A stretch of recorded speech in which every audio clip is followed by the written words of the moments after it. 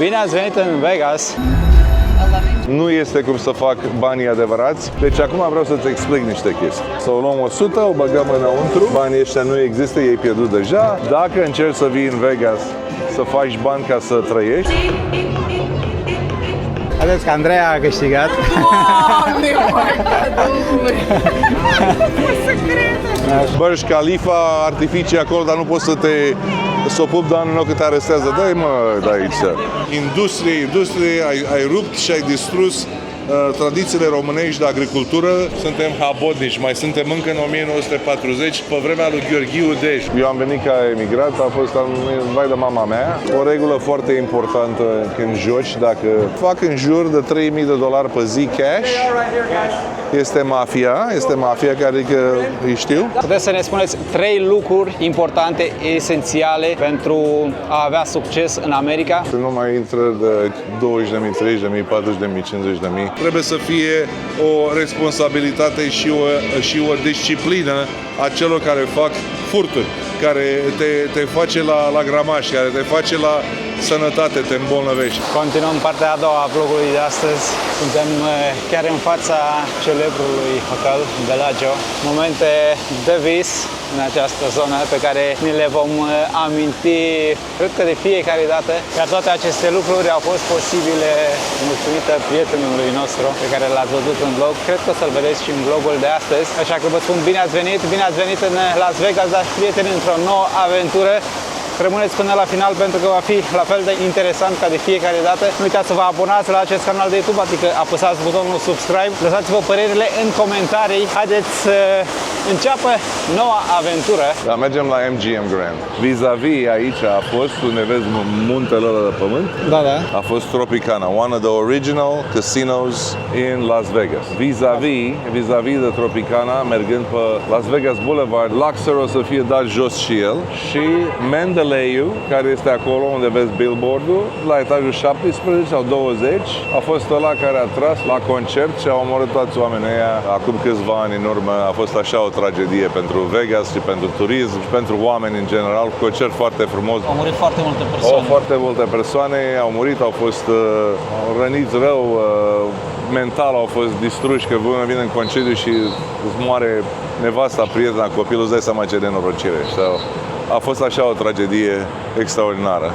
Da, asta este monoreiul care poți să-l iei și te duce peste tot. O idee bună când vii aici, să vezi toate, nu costă așa de mult. Fără acest hotel nu ar exista niciun MGM, niciun Mandalay. Ok, ăsta a fost primul și aici intrarea era cu un leu deschis așa mare și toată lumea intra în gura leului. Și pentru că au schimbat treaba, pentru că toți asiaticii nu le place să fie mâncați de leu. Pentru ei este o chestie foarte problematică să intre pe gură și atunci au schimbat și au făcut leu înăuntru. Casa mea away from casă ăsta a fost. Am prins când încă mai erau leu și toată dezvoltarea și toate boxurile mari cu Tyson, cu Holyfield, cu Oscar de la Hoya, Sugar Shane Mosley. Cine a fost aici a fost la Grand Garden Arena. Ce artist a fost la Grand Garden Arena. Și aici intrăm la MGM, asta e cea mai mare poza lor. Ăsta este aici de 35 de ani. Aici avem leul, emblema MGM-ului. Și aici foarte multe magazine, de fapt sunt peste tot magazine de lux. Ăsta este foarte frumos. How much if you want to buy it? $22.000, poți să-l ai, este original, este unicat. Ai pus în sufragerie, Yes. da. Așa că și în această parte a vlogului o să explorăm orașul, o să explorăm cazinourile, pentru că suntem în Vegas. Țin să precizez că nu recomandăm așa ceva, adică nu promovăm jocurile de noroc, doar vă arătăm ceea ce se întâmplă în Vegas. Pacquiao o să se lupte din nou, pentru că s-a plictisit și vrea să facă mai mulți bani. Și o să fie lupta, deja promovează la vânzare materialele și toate t-shirturile pentru Pacquiao. Și asta e pentru 4th of July de USA. Sunt făcute special pentru sărbătoarea care a fost. Puteți să ne explicați ce reprezintă 4 iulie pentru americani? Pentru că sunt sigur că foarte mulți dintre cei care ne urmăresc nu știu cu adevărat ce reprezintă. Ok, so Independence Day este cea mai importantă, 1776, când au declarat independență de la dominația britanică. este una cele mai importante sărbători. Toți cetățenii, toți militarii, toți polițiștii, toată lumea, mic și mare, care e patriot, iubește această chestie. Adică nu există niciun comparație de ascensiunea până tot secolul industrial. Este cum să spun eu, un fel de lavă așa făcută din toate omenirile, din toate religiile, din toate culturile și toată lumea cu ideile de a promova să facem ceva bun și a ridicat țara asta la nivel care nimeni nu poate să intre. Of course, toată lumea în partea elaltă care nu vor să se schimbe ca comuniști, socialiști, întotdeauna o să aibă probleme cu această țară. Spun la toată lumea, noi suntem cei mai tari, China e cea mai tare. Nu sunteți, nu este. Câte tranzacții să fac în dolari? 89-90% din tranzacțiile internaționale din orice țară să fac datorie de fiat currency, se numește dolarul, și de fractional banking system. Cine vine în țara asta trebuie să învețe Constituția, trebuie să învețe limba, trebuie să învețe limba aia, how you doing, I love you, kiss you, goodbye, I'm hungry. Level 4, te duci la business school, 1, 2, 3, te duci și plătești bani sau te ajută cu language și cu bani ca să devii cineva, ca să devii un lider în comunitatea ta, ca să devii un lider pentru familia ta, să faci un ban onest și să nu te apuci de furăciuni, de minții, de chestii de-astea. Din punctul ăsta de vedere, nu există altă țară în lume la nivelul la care se poate ajunge. Eu am venit ca emigrat, vai de mama mea. Într-o viață de om am reușit să fac la nivele și lucrez cu oameni ce respect am, și poliție, și oameni care de afaceri, doctori, oameni care lucrează în guvern, staruri, fotbaliști, oameni care lucrează și sunt antrenori de NBA și ce pat, ce cultură. Este extra, nici nu pot să spun la nivelul la care s-a ajuns. Ieri ne-am relaxat la piscină și am văzut poze cu toată lumea, adică oameni foarte, foarte importanți. Nivel de house speaker, o grămadă de oameni care nici nu pot să îi menționez aici din cauza privatului, că eu am interese financiare cu o grămadă de lume, dar ideea de a porni de la nimic și să ajungi ceva, se poate, încă se poate, niciodată nu o să-ți dea nimeni în cap dacă vrei să lucrezi greu și să înveți să faci ceva bun. Este extraordinar oportunitățile care ți se oferă. Toată lumea are probleme cu emigrația acum, dar vrei să spun ceva? Și eu am fost emigrant și am venit aici pe chestii normale, pe chestii legale, nu să fur, nu să mă ascund, nu să dau un cap la oameni, nu să trec granițe ilegale. Asta nu sunt de acord cu treaba asta, pentru că sistemul trebuie să aibă o balanță și trebuie să dea posibilitatea să zic, bă, uite, ai făcut un lucru bun, uite, te lăsăm să-ți dai green card, ai fost la școală, ți-ai făcut treaba asta, îți iei cetățenia. Deci există un sistem de merit pentru care nimeni din partea opozită și cei care socialiști nu admit chestiile astea, dar este păcat să nu vezi realitatea. Altfel ar fi stagnare, nimeni n-ar crește nicăieri, înțelegi? Și asta este, America este extraordinară, extraordinară. Mai mult învăț, de fiecare zi cunosc oameni care îmi cade gura. Tu ești, adică extraordinar, ce story, ce istorie, ce, cum să spun eu, weaved, cum faci croșeta, toate viețile astea care se schimbă și se adună împreună pentru un numitor comun. Independență, țară, familie și religia pe care o ai tu, să ți-o protejezi tu, istoria care o ai tu. Asta este America. Este extraordinar. Puteți să ne spuneți 3 lucruri importante, esențiale pentru a avea succes în America? O persoană care vrea să vină din România și se gândește la visul american. Numărul 1 este să te schimbi, să fii flexibil, să înveți chestii noi.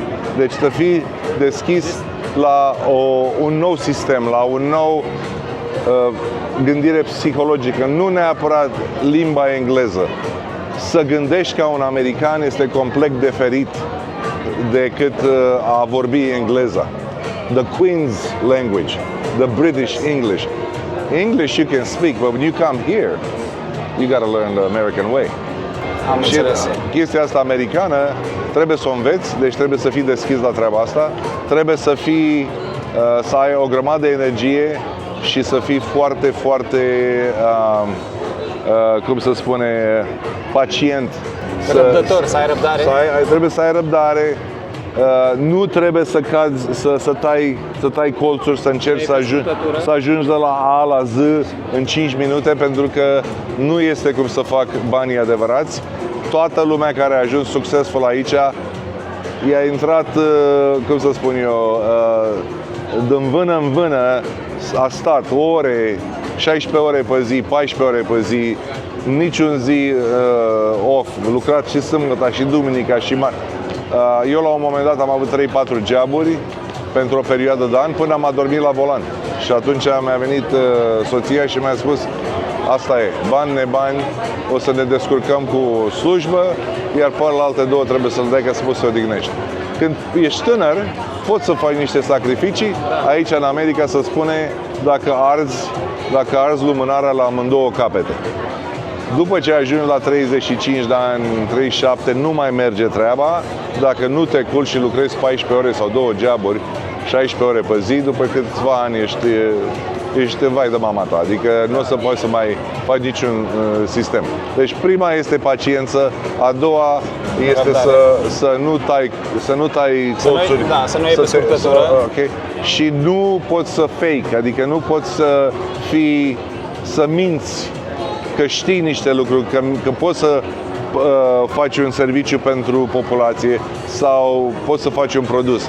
Trebuie cu adevărat să spui efortul și transpirația, să știi punctele A la Z și dacă poți să înveți ceva care cineva a făcut înaintea ta și să-l perfecționezi la un nivel mai bun, atunci o să faci o grămadă de bani. Okay? Deci, inovatori sunt foarte puțini, right? Oameni deștepți sunt foarte puțini, dar oamenii care pot să ia o idee a cuiva care a fost un inovator extraordinar și să o îmbunătățească sunt sute de milioane. Ok? Asta e ideea una. Ideea a doua, foarte important este să...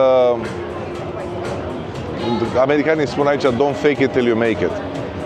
If you fake it, dacă ești fals și nu ești loial și minți la oameni pentru extra dolar, niciodată nu o să-ți meargă treburile. O să ajungi la un moment dat de platou și o să intri în probleme cu tot felul de departamente care regulează. Toate industrie, toate serviciile aici în America sunt foarte regulate ca să acopere și să protejeze consumatorul. Astea nu sunt vrăjeli, astea sunt adevărate, ok? Adică să-i spui lui ăla, ca să ce vrea el să audă, ca să iei banul și să pleci. Nu se poate așa ceva. După o perioadă de timp o să ai probleme, ok? Și atunci, dacă aici cu tehnologia ți-a pus o bilă neagră în record, nu mai poți să intri în industrie de bani, industrie de real estate, industrie de investiții. Ești terminat. Dacă intri cumva într-o situație unde îți face cazier și intri 2 săptămâni la pușcăria de stat, nu alea mari federale, nu mai poți să te duci să lucrezi nicăieri, că îți dă imediat și îți dă la cap. Câte istorie aici, câte boxuri, câte lupte, câte show-uri, ceva extraordinar. Fetele noastre sunt acolo. Majoritatea oamenilor de aici vin să se distreze sau vin să facă bani? Cam care ar fi... Amândouă. Fiecare are o grămadă de oameni vin să vadă cu familia, artiști și show-uri care altfel n-ar putea. Alții vin să își încerce norocul. O grămadă de oameni vin în tranzit, pe prietenii mei acolo. Hi baby, how are you? Welcome back. How's Nice everything? to see you. How are you? Nice to see you too. How's everything? Pretty good. Good. That's my friend Cosmin. Thank you. Thank you so much. Thanks baby. How you doing? Anything else? My wife is right there. What's up, Oh my God. Everything. It's been a second, huh? Yeah. What's up, pretty girl? Where you been? Hiding from Did you. you No, miss- you did you hiding miss from... me? Of course, we miss you. Aici este inima lui MGM Grand, care este cel mai tare casino a fost. A atras de noua generație de gamblers, shows, MGM Grand, The Green Hotel, Las Vegas Boulevard, Tropicana Avenue. Aici sunt mașinile lor de signature. Vreau să fac o precizare foarte importantă pentru că știu ce se întâmplă din cauza acestor jocuri în România. Nu promovez, nu susțin sub nicio formă aceste jocuri și nu sunt de acord sub nicio formă cu ceea ce se întâmplă în România. Din păcate, la noi foarte mulți oameni își pierd economiile la păcănele, salariile, pensiile, alocațiile, pentru că foarte mulți tineri joacă și cad pradă dependenței. Statisticile arată că aproximativ 2,4 milioane de români pariază cel puțin o dată pe an, dintre care aproape 150.000 se consideră adicți. Vorbeam și mai devreme, la noi nu există termenul de distracție, să joci pentru a te distra. Nu, oamenii vor să facă bani din asta. Este greșit, o mentalitate greșită care te duce către faliment. În realitate, aceste numere sunt mult mai mari pentru că statistica este doar despre persoanele care se știu, care au cerut ajutor, dar știm cu toții cum stau lucrurile de fapt în mod normal. Tocmai de aceea este important ca voi, cei care mă urmăriți, să înțelegeți că nu sunt aici să încurajez păcănelele. Las Vegas e diferit, povestea lui e specială, dar realitatea din România este cu totul și cu totul alta. Eu sunt aici să documentez, să informez, nu să promovez și v-am spus, v-am repetat, aș fi ipocrit dacă aș ajunge în Las Vegas și nu aș vizita cazinourile, pentru că despre asta este Las Vegas. Peste tot, la fiecare pas, sunt cazinouri și locuri ca acesta care te duce la un casino. Acolo în față avem alt casino, afară sunt 42-43 de grade, nu ai cum să respiri, ești ca într-un cuptor, așa că cam asta este de făcut în Las Vegas. Am vizitat astfel de locuri și în Japonia, acum 2 ani de zile sau 2 ani și ceva, nici nu mai rețin când am fost în Japonia. Ați văzut și acolo cazinourile, pentru că am filmat în interior, dar pe atunci vâlva nu era atât de mare legată de jocurile de noroc în România. Acum situația este cu totul și cu totul alta. Știu că este un subiect sensibil, dar mă știți pe mine, îmi place să fiu în mijlocul subiectelor sensibile și în mare parte și pentru asta mă urmăriți. Iar eu țin să vă mulțumesc pentru că o faceți într-un număr tot mai mare. Sunt recunoscător pentru asta. Aici bagi 102-3 și știu cum să dă, ok? Și ți iei 1100, 1200, câteodată le du 2-3 jackpot-uri în $250. Lumea vine aici care nu are o grămadă de bani, pune $300 și 1000, mai pune $300 și 1000, stă o zi aici, își fac 10.000, 20.000 și pleacă acasă foarte fericiți. Dacă vrei să faci bani și să nu te expui la risc prea mare, aici este un început. Okay? Da, dar întotdeauna trebuie să precizăm, joci banii pe care ți-ai permis să-i pierzi, pe care îi permiți. Când vii în Vegas, dacă vii să nu te uiți la show sau să mănânci, că sunt restaurante 2 Michelin, 3 Michelin, dacă vii la gamble, ce bani ai tu în buzunar când ai venit cu ei și vrei să iei, nu-i mai ai. Deci dacă ai venit cu $2.000, 1.000, 10.000 și vrei să joci de noroc, banii ăia nu mai există. Dacă încerci să vii în Vegas să faci bani ca să trăiești, nu se poate. Este mult prea mare. Deci fiecare casino are mii de mașini. Nu se știe care o să dea cu care. Aici vin eu. Deci acum vreau să-ți explic niște chestii. Aici cineva a lovit, probabil, mașina e cu 3 credite. Probabil că aici cineva a lovit cu un credit și a reset de mașină și acum o să dureze mai mulți bani să iasă. De la 0,76 până la 9,36 este zona când aceste basketuri să pot să vină. Prima oară o să auzi un basket și al doilea face bing-bing, trebuie să ai de 2 ori bing-bing-ul și pe urmă vine al treilea. Hai să încercăm și noi $100, să vedem ce se întâmplă. Să o luăm 100, o băgăm înăuntru, banii ăștia nu există, ei pierdut deja. Când ajunge aici la 99, o să înceapă să-mi dea combinații mici ca să nu-mi dea jackpot-ul. Aici o expresie în $100, asta înseamnă că acum o să trebuiască să plătesc 100 și 100 care mi-a dat-o și încă 100 ca să ajung să am o șansă la asta. Deci mi-a redus adurile de a lovi jackpot. Un alt lucru pe care l-am observat aici, peste tot se fumează în interior. Nu, aici au așa niște aere condiționate care sunt mai mari decât o clădire de 2-3 etaje și 2 scări, așa-ți de mare. Aerul condiționat. Nu numai că sunt aer condiționat, dar fiecare casino are un miros special de parfum, de deodorant, care ți-l injectează. Nu numai că ți injectează parfumul, dar spune oxigen extra ca să te ține treaz, să stai pe foc mai mult. Și dacă observi pe pereți și oriunde te duci, nu există niciun ceas. Pentru ceas, că dar nici ferestre. ai intrat aici, e lumină, poți să stai treaz 2 zile, nu să știi și ți-ai pierdut toți banii, pleci acasă și te spânzuri, da? Și ți-ai pierdut toată treaba. Motiv pentru care nu sunt nici ferestre, nimic, ca să, Nimic. să pierzi noțiunea Nici timpului. casino nu o să vezi niciun ceas. E făcut intențional. Și aerul rece, sunt zone unde sunt la 60 de grade, special te ține la rece ca să fii Da, să treaz. fii, da. Ca să nu poți să cheltui prea bine și cum îți faci tu buget, îți dă o grămadă, dacă stai aici 2 minute, vine întreabă, vrei să bei ceva? Și sunt băuturi bune, ca Johnny Walker, Macallan, Remy XO, Remy Martini, îți dă Hennessy XO, îți aduce nicio problemă dacă joci. Deci ăsta e a doua oară de 1, deci suntem cumva mai departe de I need 2 basketuri de asta să vină, să-mi facă bing bing, bing bing și după aia o să vrea. Acum mai avem 36 de cenți să jucăm. Când ajungem la 36 începe să fie zona de iarnă aici, nu se mai poate face. Deci asta este un fel de play jucat de atriție, pentru că trebuie să stai attrition. Trebuie să stai și să calculezi, să vezi cine se scoală, unde să pleacă. Trebuie să stai să observi ce jackpot-uri sau... Aici știi. Deci aici, ca să înveți altceva pentru cei care sunt interesați să vină în Vegas, toate astea care sunt progresiv, means that două reguli. Regula numărul 1, nu poți să rezervi mașina asta pentru tine. Nu se poate. Am înțeles. Ok? Pentru că e progresiv. Progresiv, cazinourile nu lasă și judecata începe ca matematica inversă. Aici sunt pennies, aici sunt dolari, $10, $1000. Deci acum, de când a fost reset, s-au jucat $912 în mașina asta, deja. Ar trebui, dacă nu a lovit-o cineva cu $1, pentru că creditul e 3, să lovească într-o $102. Următorul Bing Bing o să fie 2 basketuri. Asta ar trebui, că au fost de 3 ori single, că sunt 2 duble.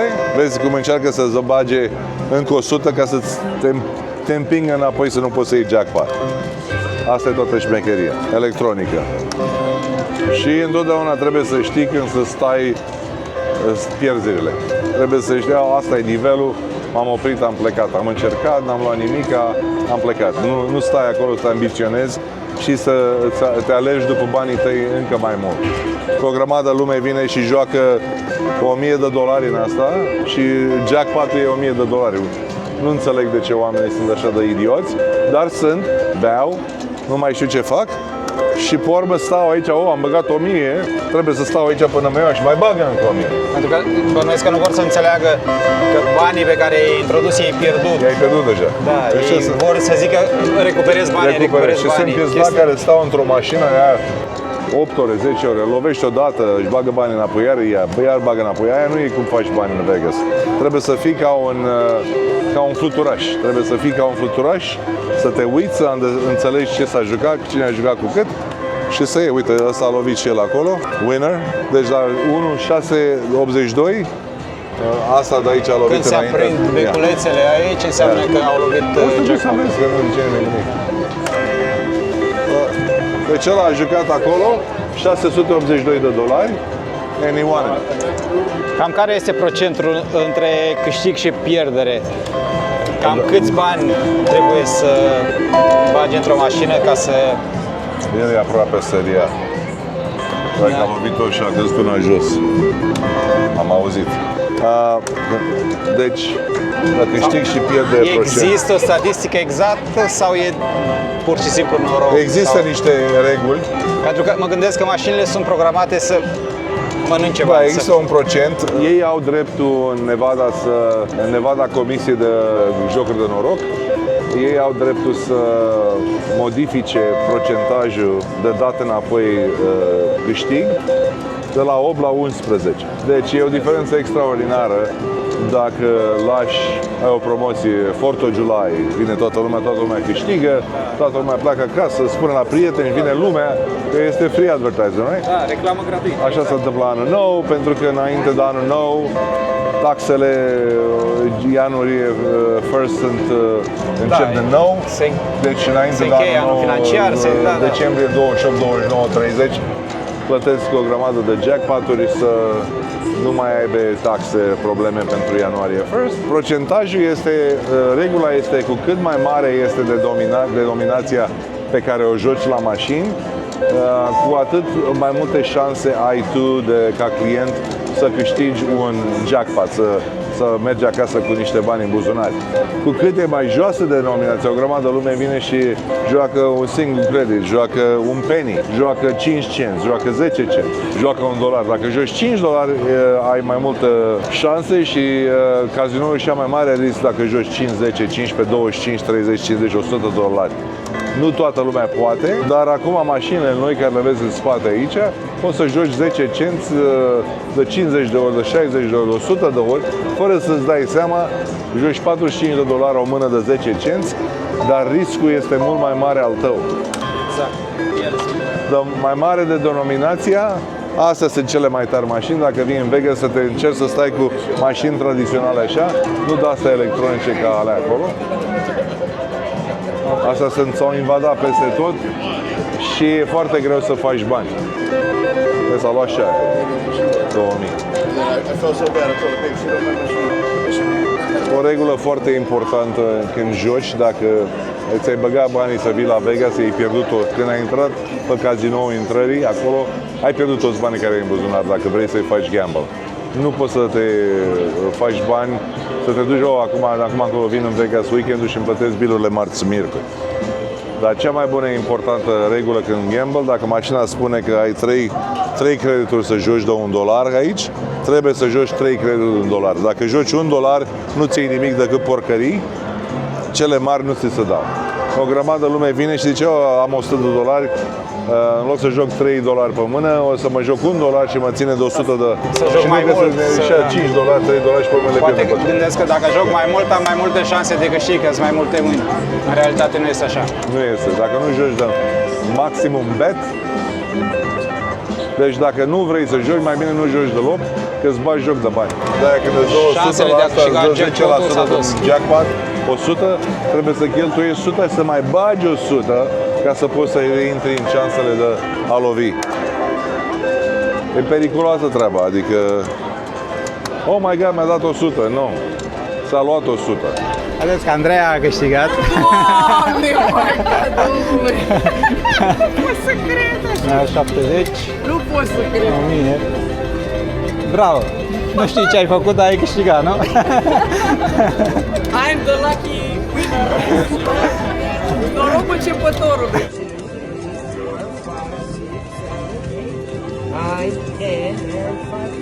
Prieteni, aici avem un bar unde se vinde oxigen, dacă vă vine să credeți. Este Vegas, bine ați venit în Vegas. Cam așa arată săpunul în Las Vegas. Nu sunt prăjituri, e săpun. Priviți cât de bine arată.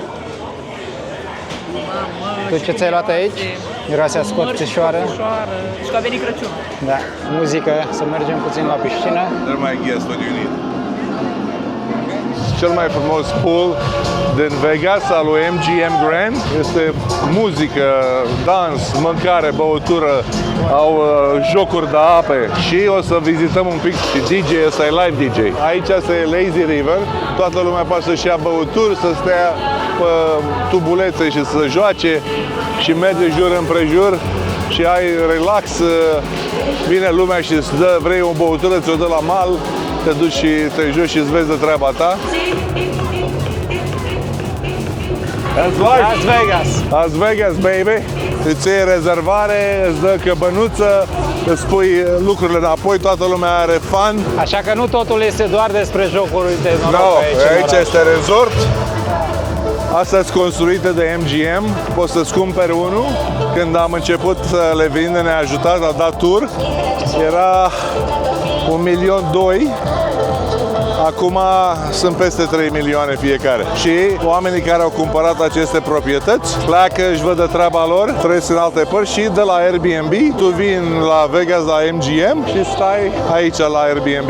În cât timp a crescut valoarea lor de la 1 la 3? Over 10 ani. 10 ani. 10-15 ani. Toți sunt plătiți la 35 la 40 de milioane pe an de MGM. Toți DJ care vin. Yes, sir. Îl avem pe Tiesto, toată lumea bună. Și eu cu prietenii mei veneam aici când copiii creșteau aici, de-astea mici de copilași și stăteam sub apa asta și făceam masaj. Și e mai călduță apa aici și pe urmă te duci și juri împrejur, te duci la bar acolo, stai și enjoy. Iar aici este cel mai mare club, toată lumea vine, toți Lil Wayne, toți Steve Aoki, Alesso, Steve Aoki, toți vin acolo. Cabana noastră, dacă îți dau telefon, e cabana 13, uite aia acolo. Acolo am crescut copiii mei. Top clubs în Vegas, în spate, aici unde vezi astea, plasele astea, sunt Top Golf, Top Shot. Te duci și stai la frumos, curge apa pe tine, misturi și te joci golf, ai sauna, ai piscina, ai tot ce vrei, un restaurant, tot ce vrei. Nu există în lumea asta loc mai entertaining decât Vegas, ok? I don't care where you go, își pune ei suspended pool and shit like that, is bullshit. And this is the place where we do the New Year parties. Petrecerile de anul nou acolo. Petrecerile de anul nou e acolo. Ei calculează anul nou cu un minut mai devreme și jumătate sau 2 minute, deci îți dă înăuntru artificii, explozii, este extraordinar. Și te lasă după aia vii aici și te uiți cum dau la artificiile de pe hotel. Burj Khalifa, artificii acolo, dar nu poți să o pup de anul nou că te arestează. Dă-i mă de aici, te duce în Dubai. Vreau să vă spun că oamenii au o energie extraordinară, adică am întâlnit foarte multe persoane de 20-25 de ani care nu au atâta energie. Bebe Rexha, baby, David Guetta. Rezidența aici, 25 de ani am fost aici, a mea. Veneam, cine nu venea, când spunea aia mea, îi dădea pe toți, hai stai cabana mea. Copiii mei aici au crescut. Practic e o discotecă în aer liber, un club în aer liber. Fantastic. Acolo unde am fost noi la Bellagio, e Vibe the Money. Da. Aici e party. Muhammad Ali. A 100 Night of Championship Boxers, deci 100 de games au avut aici. 5 diamonds, 5 diamante. And Forbes. Și prețurile sunt pe măsură. 3 stele, nu știu. Aici e lume mult mai selectă. Aici este Baccarat și se nu mai intră de 20.000, 30.000, 40.000, 50.000. Poți să stai aici, vii înăuntru, poți să-ți iei un break, stai cu mănânci ceva, bei ceva, te duci acolo, stai jos și mănânci, poți să ducă ce vrei tu aici. Poți să stai o zi, 2, 3, cât îți face mâncare, îți cook, ai mâncare, ai bar, ai tot ce restaurant vrei aici. Și totul e gratuit aici. Yes. Bine, dar și limitele. La mine aici la 25, 50 de mii, 100 de mii mâna, te duci și faci așa ceva. Intri într-un joc, trebuie să te comiți, adică nu poți să joci 10 minute și pe Baccarat durează foarte mult oricum. Dar oamenii stau aici 13 ore, 20 de ore, o zi, jumate, 2 zile. Stau. Let's ask our friends here. You got the European cognacs like there. Partea europeană. Now we're gonna go to the high-end whiskey. Single double malt Macallan, my favorite one. Living proof of this shit. Так всегда? 2500. Wow, metru foc. When you are good things happen to you. Baby, let me take a pic with my friends here. 9, 10, 11, 12, 13, 14, 15, 16, 17, 18, 19, 20, 21, 22, 23, 24, 25, 24, Thank you, ma'am. That's for you. Thank you. Have a nice one. Thank you. You too. Appreciate it. Da. Have fun. You should play too. Thank you. Oricât am încercat să explicăm, noi trebuie să fii aici, trebuie să vii în Vegas ca să simți cu adevărat ce înseamnă Las Vegas. Și cum e. Exact. Și aici ai 2 linii de taxiuri, poți să-ți iei taxiul normal sau poți să-ți iei taxiul noir. Noi stăm aici pentru că avem noir. Cardul noir, ca să înțelegeți, îl primești doar cu invitație, adică nu ai cum, altfel nu se poate. Și tot trebuie să fii invitat. Cine are aici, stă la linie să-și ia taxiuri sau limuzine, nu... Ai arătat cardul ăsta, îi dă pe toți deoparte, te-ai dus, te-ai suit, ți-ai văzut de treaba ta.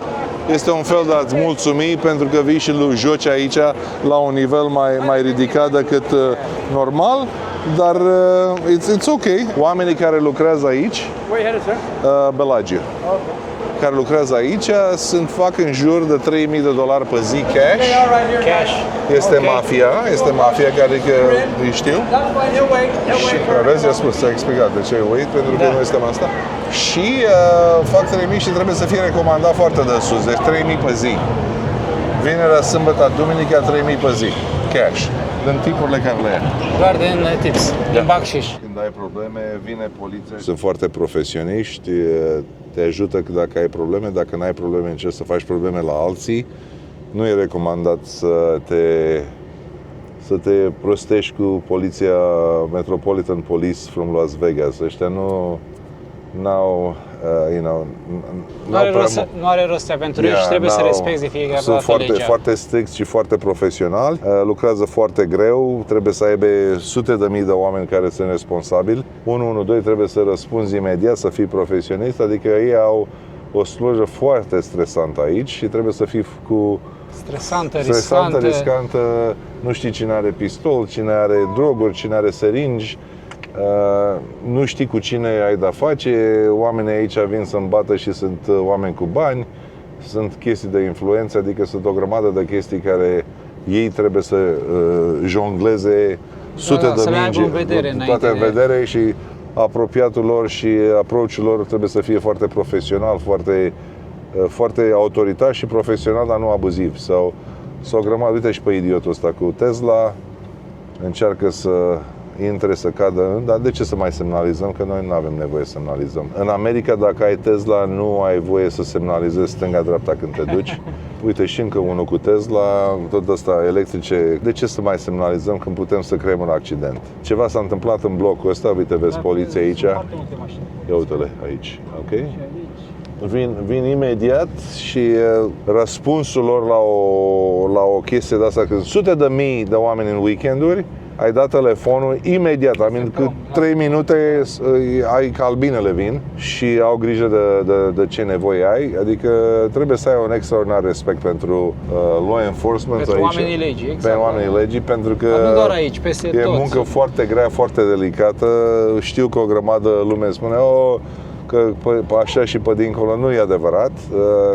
Nu poți să devii polițist dacă ești un idiot, nu poți să fii polițist dacă ești un abuziv, trebuie să înveți o grămadă chestii, să faci psihologie, armă, condiție fizică, condiție psihologică, care e foarte importantă. Acum ei au pus o grămadă de accent pentru că o grămadă de oameni care au nevoie de ajutor sunt oameni care au chestii mentale și acum au departamentul de poliție în general în diferite locații, folosesc o grămadă de profesori și studii ca să poată să răspundă celor care sunt mai nefericiți, care au boli mentale, ca să nu să creeze o panică, să creeze un accident, să creeze vreo împușcătură, ceva, dar este foarte impresionant. Aici totul e fluid, adică grămadă, uite câtă lume să la semafor, sunt 300 de oameni acolo, 300 de oameni aici, mai bei, mai cu tare și îți pierzi echilibrul sau judecățile și faci treburi, ăștia vin imediat și ești taken care of. Deci, ca consumator, când vin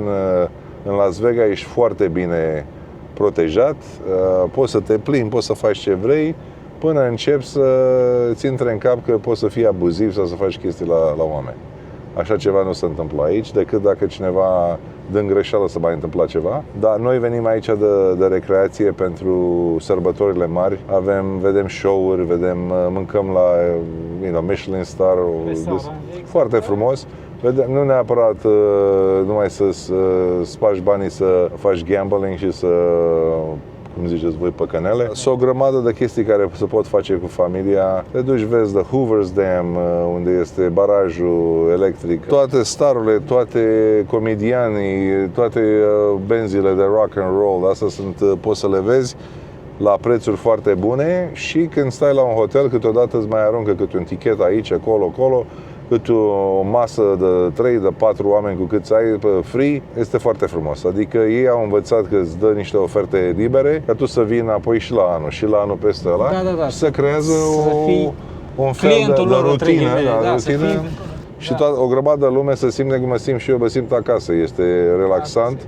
Mie îmi place aglomerația, mie îmi place să văd oameni, mie îmi place să exchange informații și cum gândesc și de unde vin, ce fel de background, ce le place, ce nu le place. Vorbesc cu toți taximetrii, îi întreb de unde sunt din Etiopia, din India, din America, e foarte frumos de unde sunt copiii tăi, de unde, cum ai venit aici, adică e o faună care nu o să le ai nicăieri la nivelul ăsta. Și este parte din cultura americană, adică n-ai venit în Vegas, este cea mai mare greșeală care ai făcut-o vreodată.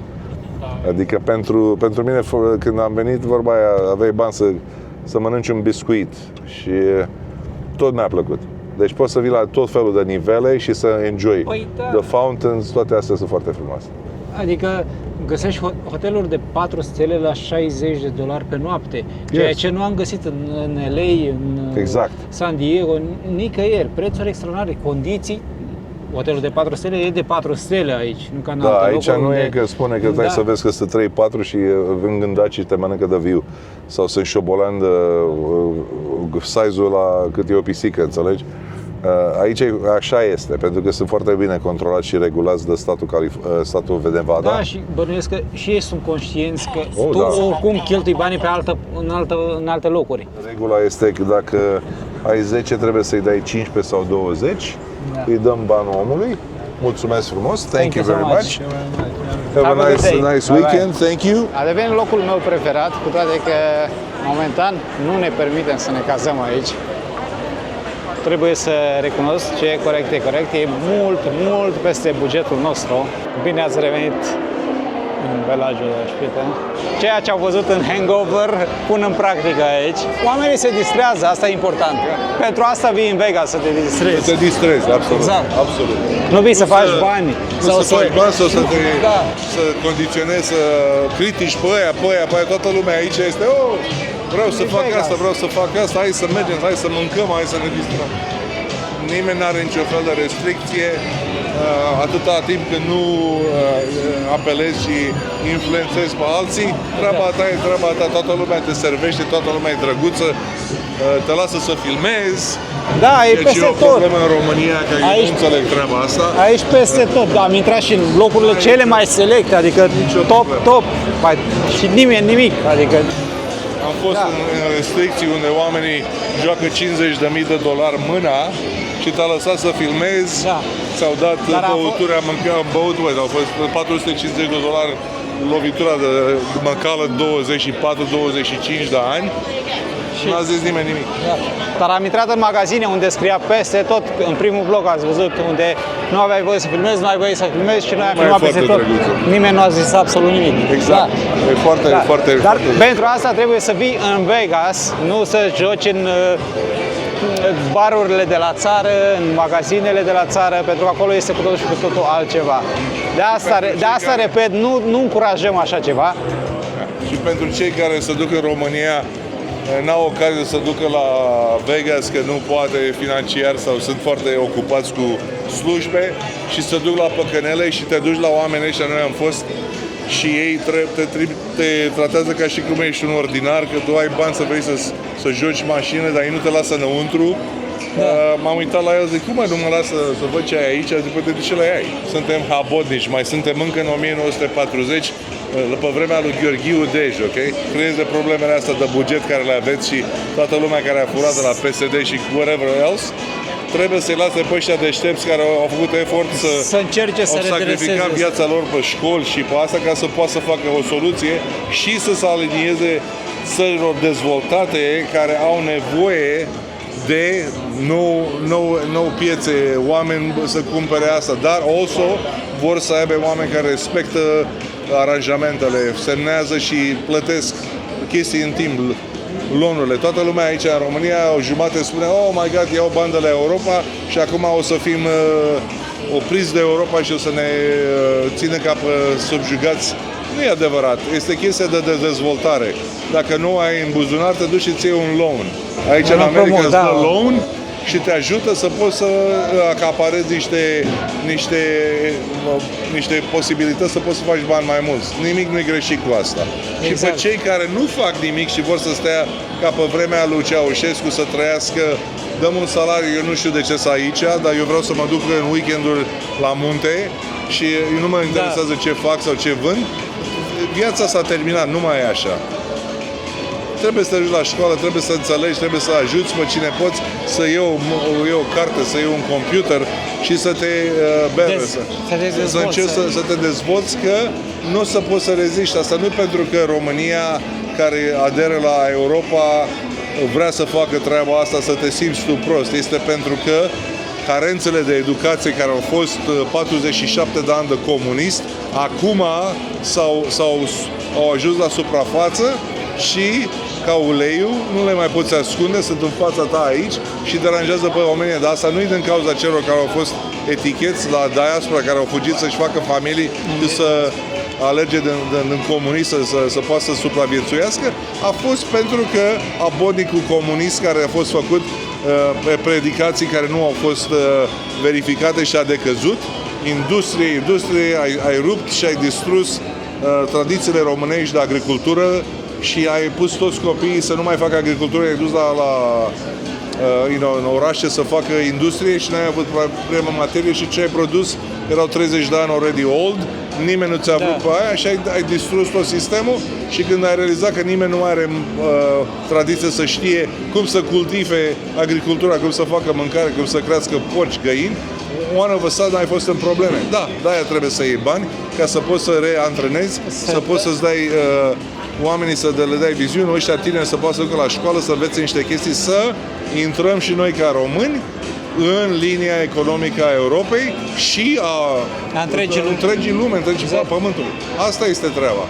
Iar cei care încearcă să manipuleze pe TikTok, pe Facebook, care nu sunt meritorii, sunt just, își iau avantaje de oamenii care sunt slabi și needucați, să le fie rușine că fac treaba asta, pentru că ăsta îți dă țara 50 de metri, 50 de kilometri înapoi, 5 picioare înapoi, unul în față.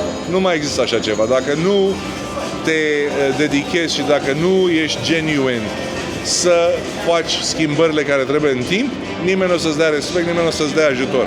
Asta e. Nu poți să trăiești într-o țară care e izolată. Undeva trebuie să fie o responsabilitate și o disciplină a celor care fac furturi, care te face la gramaș, care te face la sănătate, te îmbolnăvești. Iar cei care sunt în România și prietenii mei vechi care nu ne-am mai văzut, să vă ajute Dumnezeu să înțelegeți cum este sistemul de viață în vest, care este un sistem pe demand, știi să faci ceva mai bun, inventezi ceva, o să ai o viață foarte bună. Good luck! Da. I love you! Mulțumim pentru tot și... I'll see you!